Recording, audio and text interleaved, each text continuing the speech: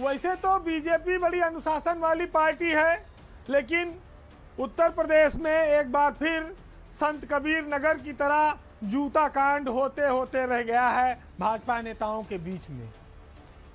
संत कबीर नगर जूता कांड की यादें इसलिए ताजा हुई क्योंकि कानपुर देहात में एक पूर्व सांसद और वर्तमान सांसद के बीच हाथापाई की नौबत आ गई।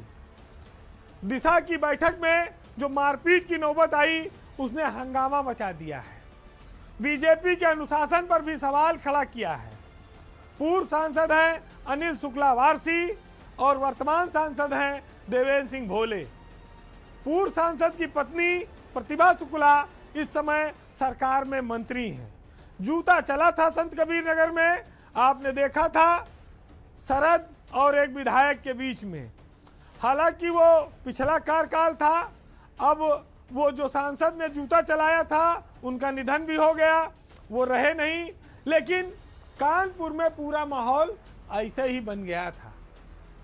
कलेक्ट्रेट में दिशा की बैठक ने दशा बदल दी, क्योंकि मामला एक छोटी सी नगर पंचायत में खनन और ईओ के कार्यशैली तबादले को लेकर शुरू हुआ था, जिसमें यह भी मुद्दा उठा कि मंत्री और पूर्व सांसद के कार्यकर्ताओं पर मुकदमा लिखा जा रहा है, पुलिस का दुरुपयोग हो रहा है और देवेंद्र सिंह भोले सांसद के इशारे पर होता है। कुर्सी छोड़ के दोनों नेता उठ गए, समर्थक भी आ गए थे और एक दूसरे की ओर लपक गए थे। ये तो कहिए कि वहाँ के डीएम, एसपी, इन लोगों ने मामले को संभाल लिया। बैठक में कुछ फैक्ट्रियों का इशू भी है, जैसे आरती डिस्टिलरीज का, वो सब भी किसका संरक्षण किसको है, ये सब लेकर विवाद काफ़ी ज़्यादा था।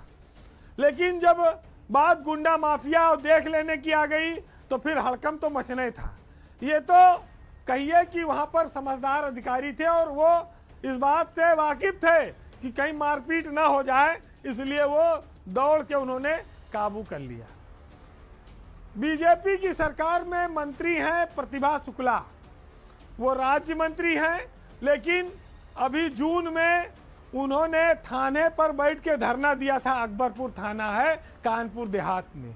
बीजेपी की इसी सरकार में मंत्री को धरने पर बैठना पड़ा, उनको मनाया गया किसी तरह से, वहां से वो हटी।